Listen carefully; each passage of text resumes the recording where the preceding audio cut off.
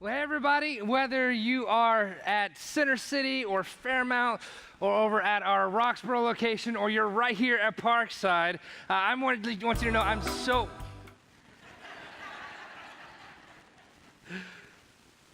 Bleep, bleep, bleep, bleep, bleep, bleep. Hey everybody! So whether you're at one of our other three locations or you're here at Parkside, I want you to know that I'm so glad that you are at church today. My name's Kent. I'm lead pastor here. And whether I know you or not, I know something about you just because you're here today. And that is that there's something different about you, and it's a good different. You see, of all the things that you could be doing right now, you chose to be here. And that tells me something about the kind of person that you are. You know, while I was away this past summer on my sabbatical, I had the opportunity to visit a lot of different other churches, and it was really cool because I've never had that opportunity. I've usually got like a pretty regular gig on Sunday mornings that I've been tied to for a little while, and so I had some time away, so I just lined them up. All the different churches I wanted to go to, I lined them all up, and each week I was gonna make sure I hit one. And one Sunday in particular that I was supposed to go to this one church I was going to, I found out that they canceled their Sunday morning service and they did something in the afternoon instead, but I didn't find out until it was too late. Like, it was already late, and I was like, oh my gosh, I don't have time to go to something else or someplace else at this point. And so I decided, oh gosh, I need to come up with a plan. And so I went to my living room and I sat down on the couch and just to sit there and just think about what I was gonna do. And then I was like, you know what, I'm just gonna put my feet up while I think about this a little more. And so I thought about it a little more, and then I just never left the house, not once. Didn't even leave the house. And I got to tell you, I liked it. I really liked it. I was like, oh, so this is what most people do on Sunday morning.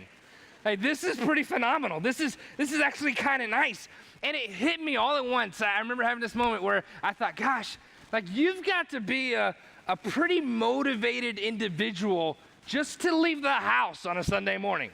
Like, that's a pretty big deal to leave the house. I mean, you could stay in bed. You could get up and mark some things off your to-do list, right? You could catch up on Netflix. Come on, right? You can catch up on Netflix. I mean, there's all kinds of things that you could be doing other than being here, but that's not what you did. No, you chose to be here. And I think that's because there's just something different about you. You're not okay with the status quo.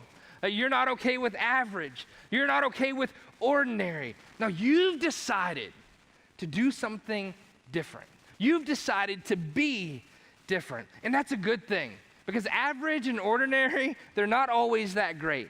In fact, case in point, check this out. Look these up. So it turns out that the average American spends 103% of their income. 103%, right? Like, you don't have to be a mathematician or a financial specialist to know you is gonna be broke-o soon-o. You know what I'm saying, right? Some of you just had your world crushed because you realize I don't speak Spanish. Like, you're like, I thought you were Latino. No, I am not, right? Others of you who don't speak Spanish are like, that was some pretty good Spanish he just threw in there. That was pretty neat how he did that, yeah, man. The average American spends 103% of their income. All right, here's another thing.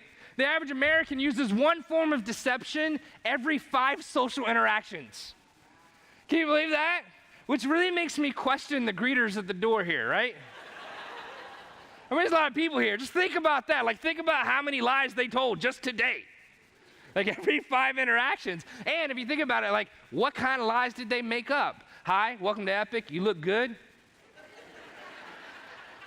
Kind of makes you wonder, do I? Do I really? I don't know. Came with your family, it's like, oh, that's a cute baby. Are they really? According to this, there's a 1 in 5 chance. Maybe not. Maybe not so much, I'm just saying, you know? The average American, here's another thing, has an attention span of 8 seconds. 8 seconds. Studies show that a goldfish can hold out longer than that. This can't be good for us, people. This is not a good thing. The average American has an attention span of 8 seconds, right? And so average isn't always that great.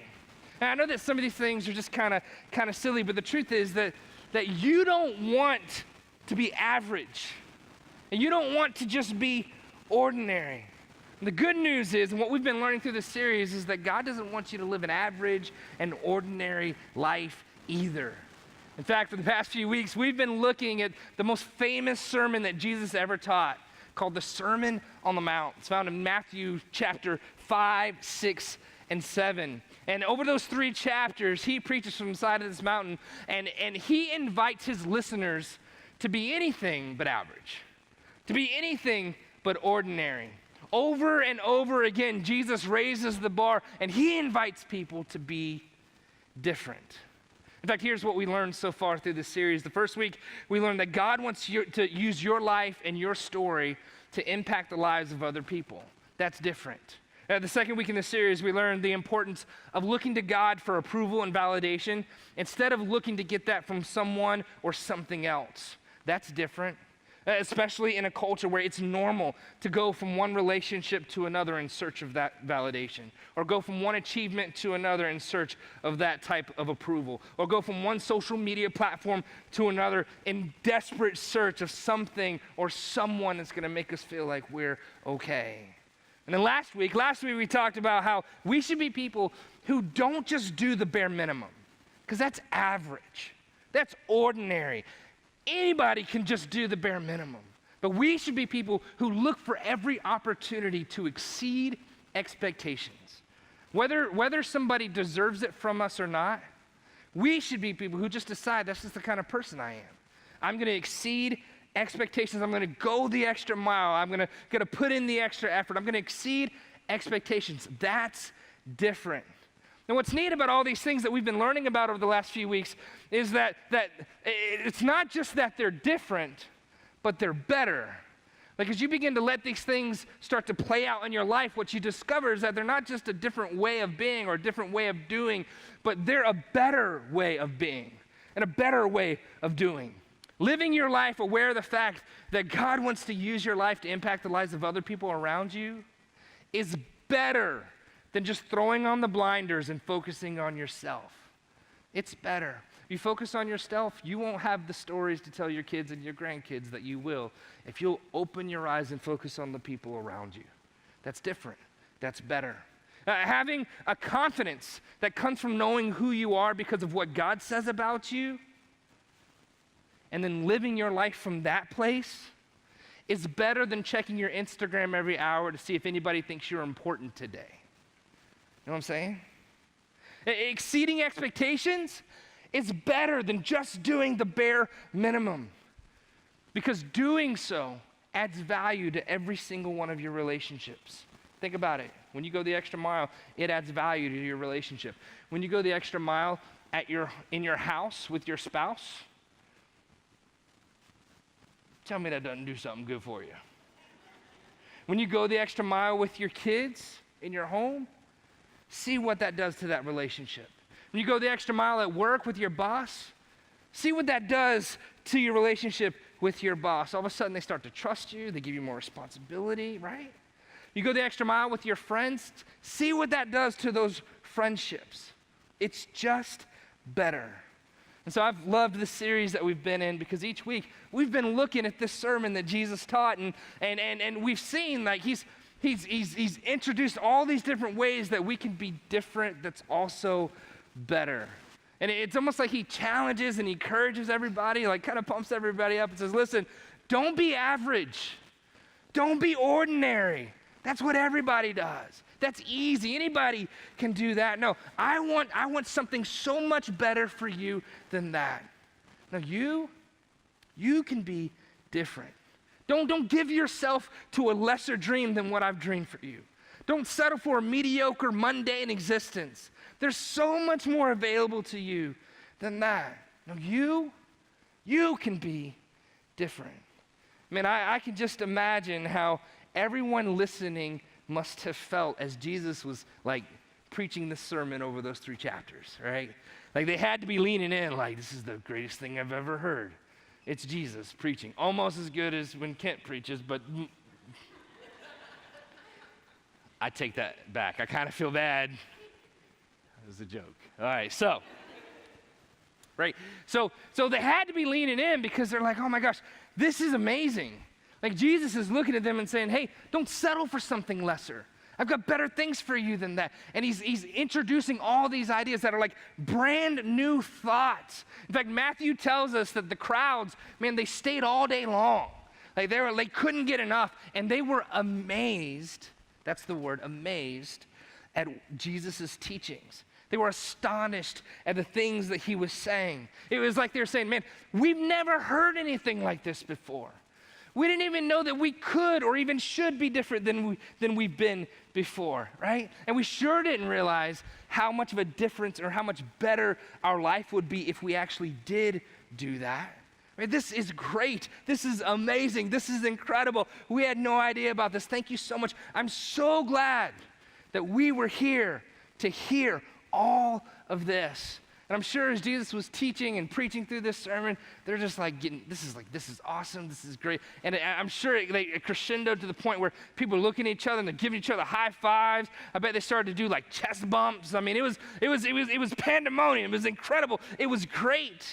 And this is the moment in the sermon where Jesus should have had the band come out and sing one last song. You know that song with the soaring strings and the anthemic chorus about how they'll never be the same again, right? And I'm sure they all would have sang in full voice and everybody standing up to their feet. And I'm sure there would have been tears going down their face and snot bubbles. And I'm sure everybody would have had their hands raised with that look on their face like something smells. You know what I'm talking about? It's just kind of like...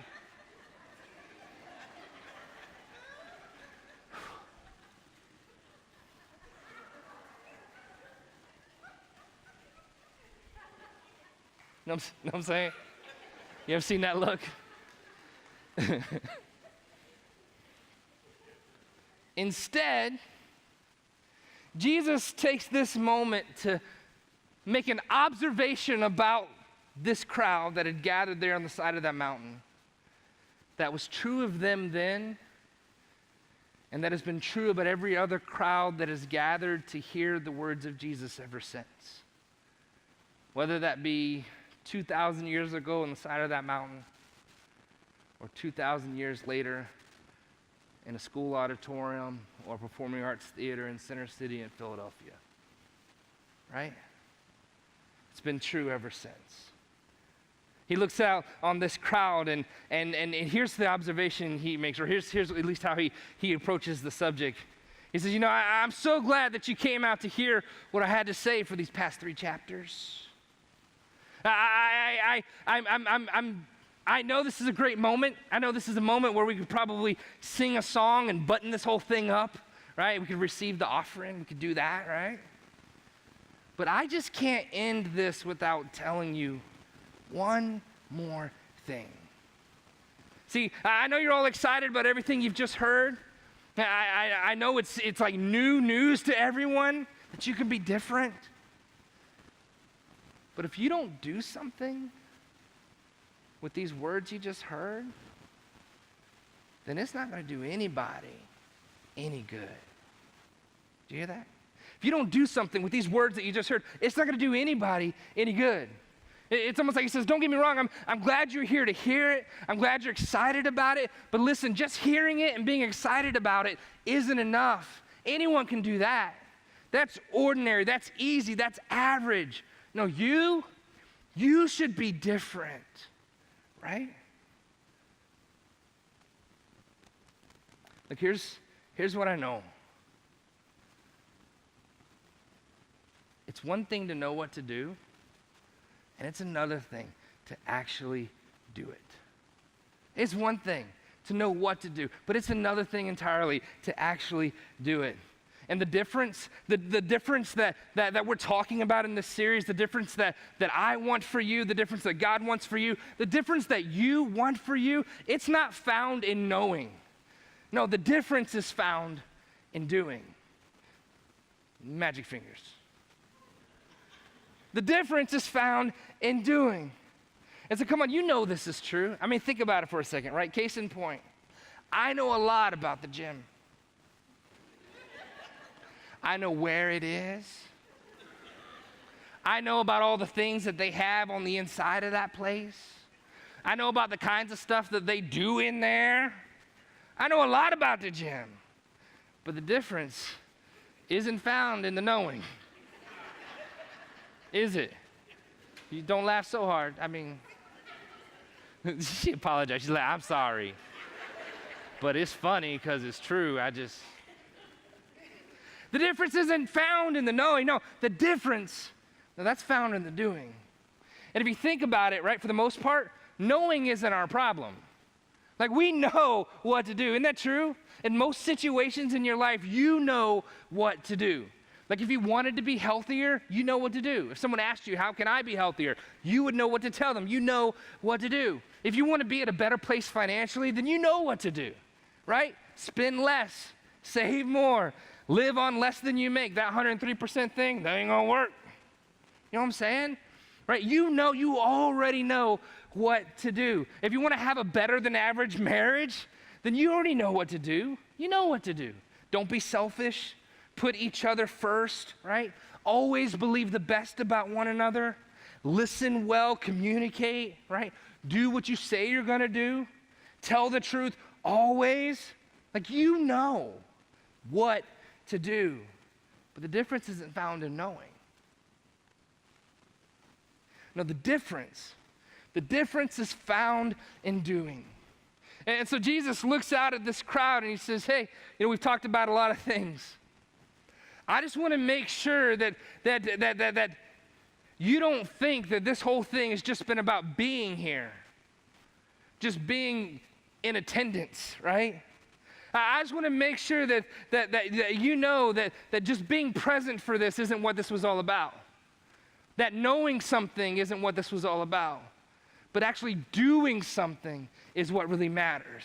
In other words, it's like he's saying, hey, you shouldn't be all that impressed with attendance, because attendance isn't that big of a deal. Now I recognize that for some of you, this actually might be your first time at church, maybe in a long time. And for others of you, today's probably the first time you've ever been to church ever. And I want you to know that's awesome. And that's incredible. It's your first time at church ever. In fact, it's impressive that you would take a step and do something different than what you've ever done before. Way to go. That's awesome. That's incredible. And you know what our goal is for you? Our goal for you is that you'd have such a great experience, such a meaningful experience at one of our churches this morning, that next week you'd come back. That's our goal. That's our goal for you. But others of you, like, you've been going to church for a long time now, or you've been going to church for a while now, and our goal for you is something completely different. See, our goal for you isn't about attendance. Our goal for you is about application. It's not about attendance, it's about application. Our goal for you is that you wouldn't just show up and leave knowing what to do, but that you would leave and do what you know. That you'd leave and do what you know. That you wouldn't just show up and leave knowing what to do. That's easy. Anybody can do that. That's ordinary. That's average. No, you can be different, right? No, that you'd leave this place and you would do what you know. You'd be challenged to do what you know. You'd be encouraged to do what you know. You'd be equipped to do what you know. You'd be moved. You'd be so moved, so compelled by what happens here that you'd leave fired up and excited about doing what you know. That you'd be so committed to becoming who God's created you to be. That you'd get to the place where you're so engaged in the process of growing in your faith and taking next steps that you'd be willing to move in the direction and not just know what to do, but to do what you know. That's different. That you'd be at the place in your life where you're willing to say, God, that you're better at life than I am. And so I'm going to trust you with the one that I have. I'm going to trust that the greatest and grandest thing I can do with my one and only life is trust you with it. Like, hand it over to you. And so, God, regardless of my biases toward other people, God, help me to see people the way that you see people. And regardless of how different somebody is from me, help me to see past those things and see people the way you see people. And regardless of what my desires are about, fame or fortune or whatever, God, just help me to fulfill the purposes that you have for me on this earth, because I know that your plan is much better than my plan, right? That you get to the place where you're saying, God, I just want to be who you want me to be. I just want to do what you want me to do. I just want you to serve who you want me to serve. I just want you to, I just want for me to be able to give like you want me to give. I want for me to care like you want me to care. Can you imagine a church full of people like that? Can you imagine how that might impact what other people think about Christians if that's what they were like? I mean, think about this. Isn't that the problem that so many people have with Christians anyways? Like, they just seem to know a whole lot more than they're ever willing to do. Isn't that it's a whole nother sermon. But it's true. What if it wasn't? So Jesus, he says, hey, you shouldn't be so impressed with attendance. You shouldn't be too impressed with just knowing some stuff. I mean, here he is. He's taught these people all day long. He's told them all kinds of amazing things about what they should do with their life and how they should live their life and how they should treat other people and how they should make decisions. And then he says this, he says, all of you have heard the words that I've said. All of you have heard what I had to say. And so now you have a choice. You can be average like most everyone else and leave this mountainside just knowing what to do. Or you can be different, like a few who leave this place and do what they know. And how do I know that it's just a few that will do what they know? It's because in the same sermon, Jesus talks about this wide road that's well-traveled. I mean, this is a road that's worn out because so many people are going down it. It's like a parade route. People taking selfies with each other. It's like, oh my gosh, I haven't seen you in forever. Oh my gosh, hey, oh my gosh, right? People cheering them as they go down this big wide road. Hey, here we go, we're going together. And then Jesus says, and there's this other road. It's a narrow road. It's this little road, and only a few people ever even find it. And it's this narrow road that leads to life. And this wide road leads to death.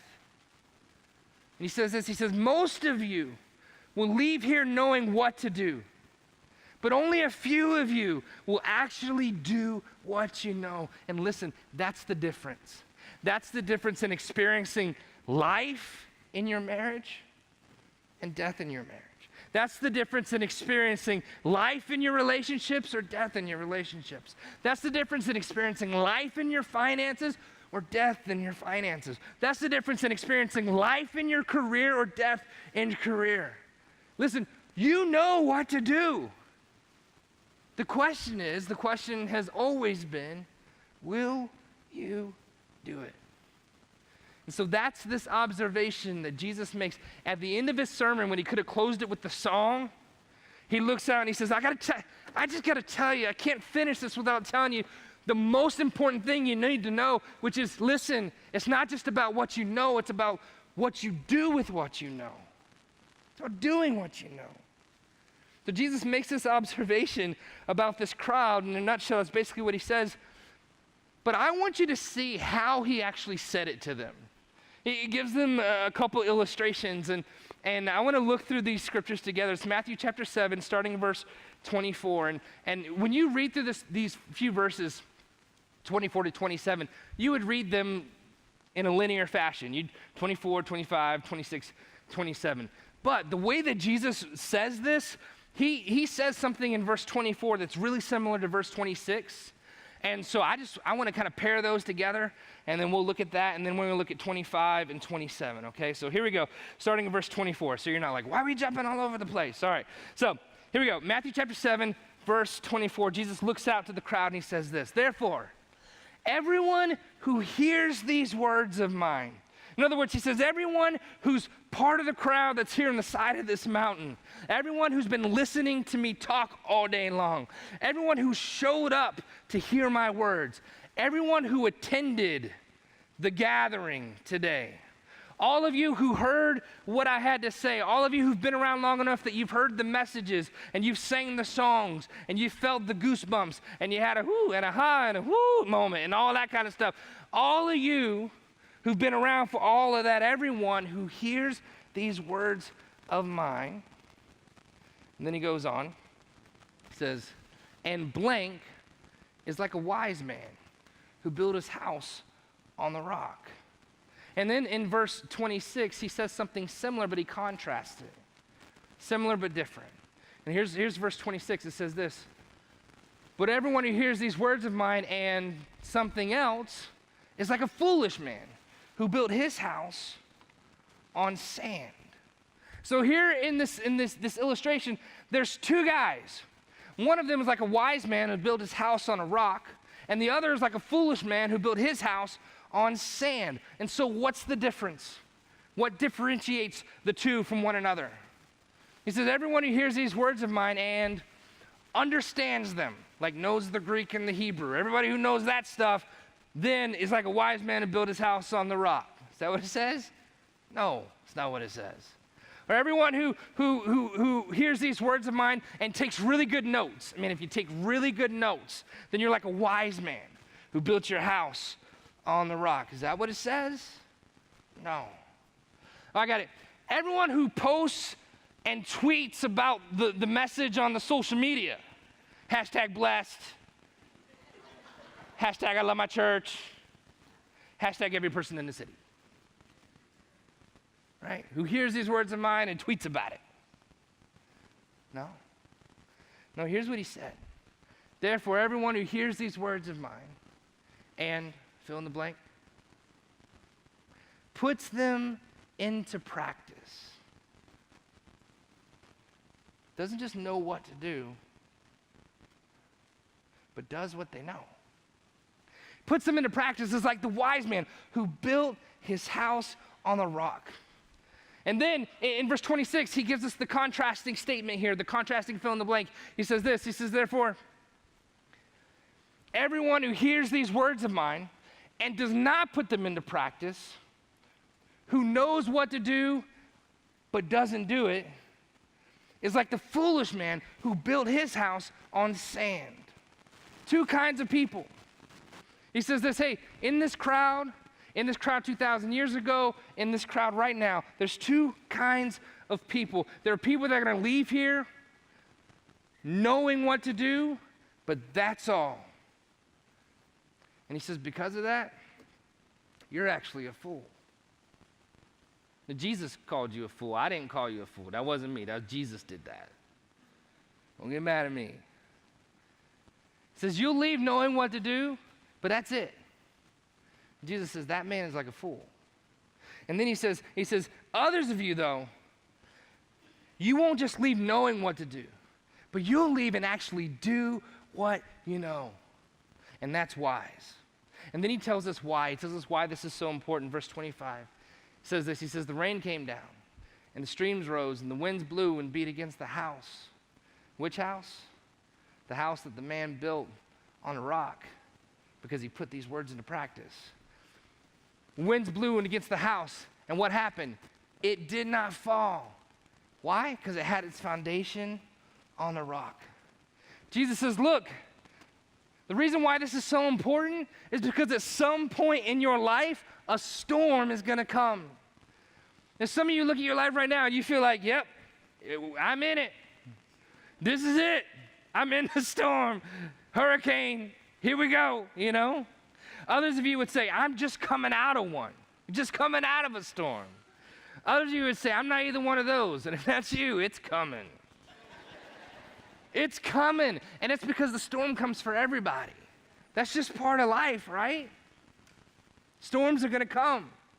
And Jesus says that. Jesus says, hey, storms are going to come. But I want to tell you how you can be ready to endure each and every single storm that comes your way. See, I can't promise you that you'll never go through anything. But I can help you build a foundation on the inside of you that's so strong that you'll be able to make it through any storm that you face. Right? And it begins by putting my words into practice in your life. Simply put, do what you know. And then he tells us what happens if you don't do what you know. He says that same storm's going to come. Like whether you're ready for it or not, the storm is going to come. And when it does, here's what happens. Verse 27. The rain came down, the streams rose, the winds blew and beat against that house. And what happened? It fell with a great crash. You know, we go down to the beach with my wife's family every other year, and we go down to the Outer Banks. And my kids love going down there. So we rent a big house, and cousins running everywhere, and uncles and aunts, and it's a lot of fun. And one of my kids' favorite thing to do whenever we go out to Outer Banks is to run to the beach and build a sandcastle. And I'm not talking about any old sandcastle, like a for real sandcastle. Like we don't mess around. Like we have for real shovels. We don't have these little plastic doodads. We got real man shovels, right? If I could get a bulldozer out there and pull some stuff around, I would do it, right? So we got shovels. We built this big sandcastle. My kids love it. And we always build a moat in front of it, right? You got to build a moat so that when the waves come, they fall into the moat and they don't mess up your work while you're building this luxurious, incredible sandcastle that we could all live in. It's a great thing. So we build this sandcastle, right? And then my kids they're so proud whenever they're done building it. They're just like, look what we've done. Behold, the sandcastle. And then inevitably we got to go eat dinner, right? So we go home, hang around that night. The next morning, first thing my kids want to do, go to the sandcastle.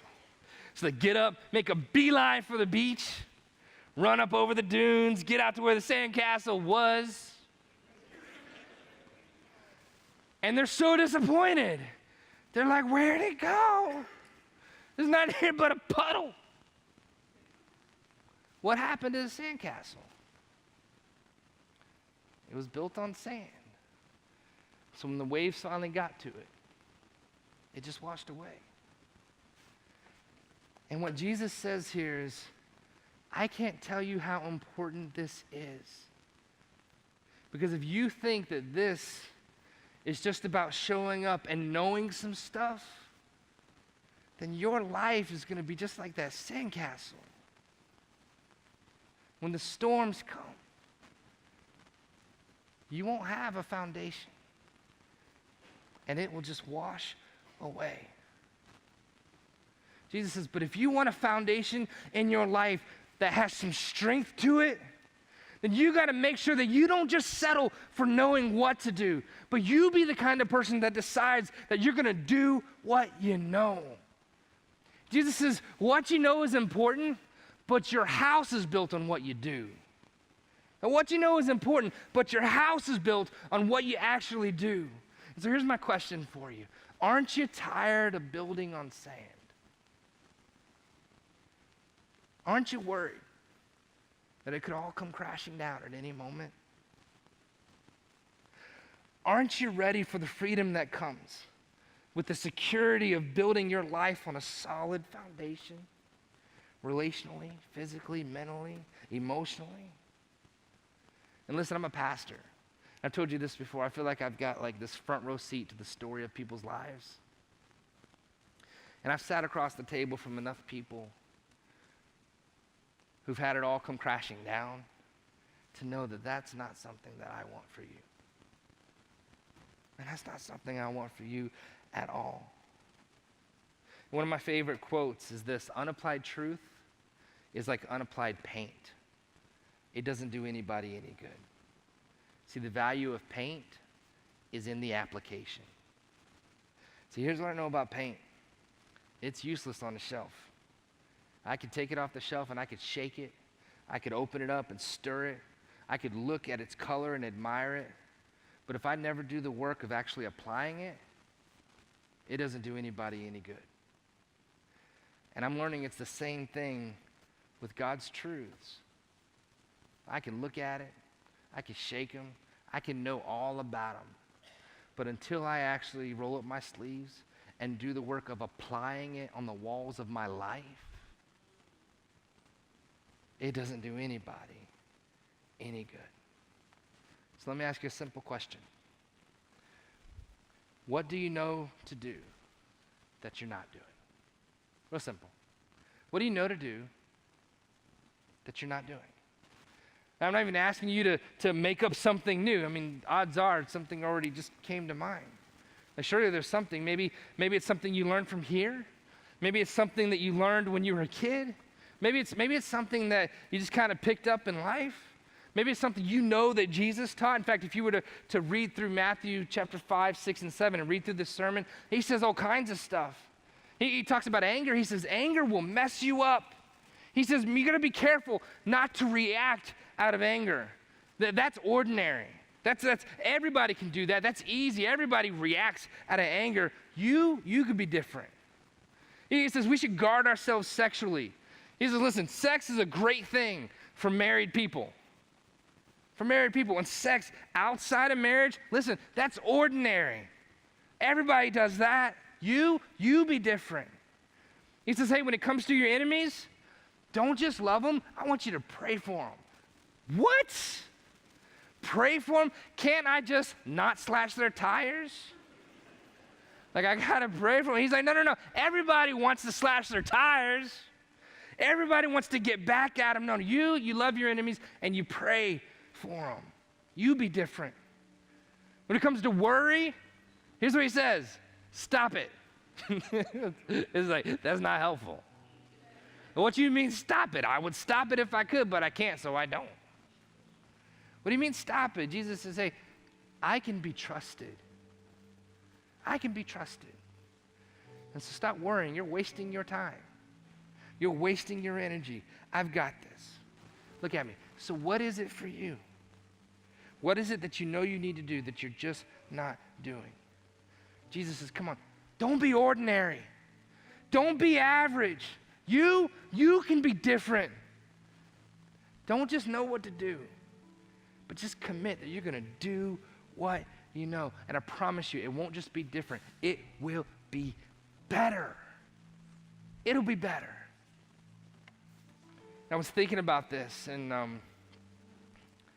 was like, gosh, what is it for me? I didn't have to think long. When I went on my sabbatical, when I went on my break this summer, I had 3 goals, and I nailed 2 of them. Nailed it. My third goal was related to my weight. Not so much. Not so much. In fact, here was my plan. I thought, all right, my third goal is related to my weight. When I go on my sabbatical, what I'm going to do is, right when I start, I'm going to go meet with a nutritionist. And we're going to have a plan. And that's what we're going to do. That's how we're going to kick things off, take a step in a positive direction. I'm going to go meet with them, and we're going to create a plan, right? And then I started thinking about my break, and I was like, man, I'm going to be traveling a lot. And here's what I know about other places. They have food. They got a lot of food. All kinds of food that I want to try and I want to eat, and I can't not be eating when I'm traveling because I need to try that stuff. So I was like, okay, all right, I'm not going to do it in June. I'll just wait until July. And when July comes, then we'll get this thing going. And so all of June, have a good old time. And then July came, and I was like, wait, hold on. July 4th. Now, you can't not be eating on July 4th. That's not American. You know what I'm saying? That's not biblical. Like, you need to eat on July 4th. I feel like that's my civic duty. So I was like, okay, we'll wait till after July 4th, so mid-July, right? And so around mid-July, I realized, wait, we're going to go to the beach with Tiffany's family. And my sister-in-law, oh my goodness, she can cook. Like, everything she makes, that woman, I tell you what, my little taste buds just stand up and just,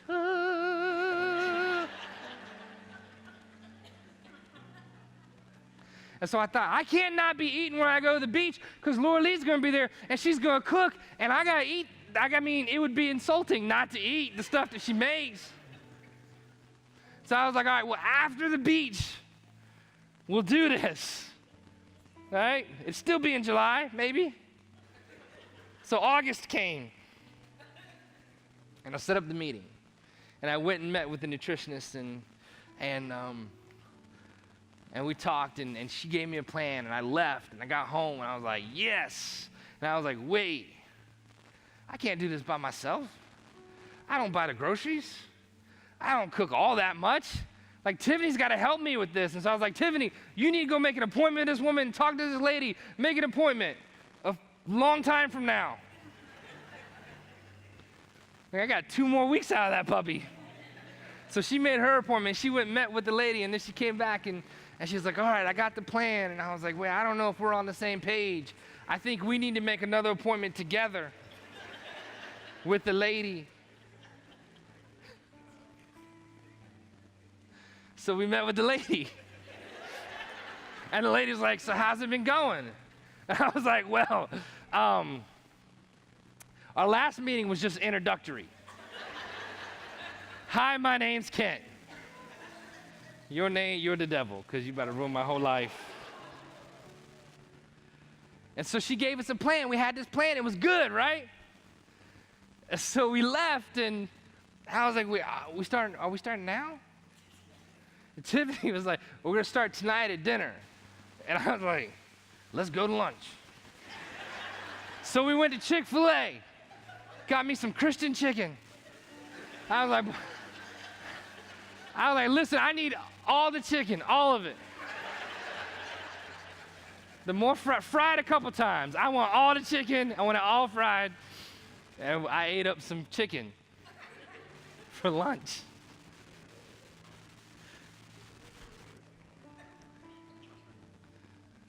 And listen, it's funny to tell the story, right?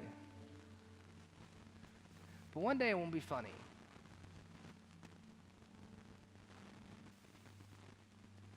Right? I mean, that's my thing. I know what to do. But isn't it time to just do what I know? And I got to tell you, you know we know why we don't do this? Because you probably have a thing too. And if you don't, then shut up. Like, I don't understand why you struggle so much with food. Go to another church. Why are you even here? I'm sorry. I actually meant that.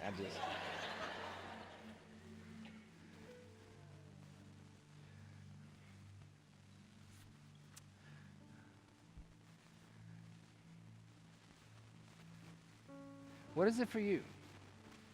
What's the thing you know you need to do? You know? You just haven't done it. Come on, can't we be people who just choose, you know what, I know what to do, but I'm just not going to stop there.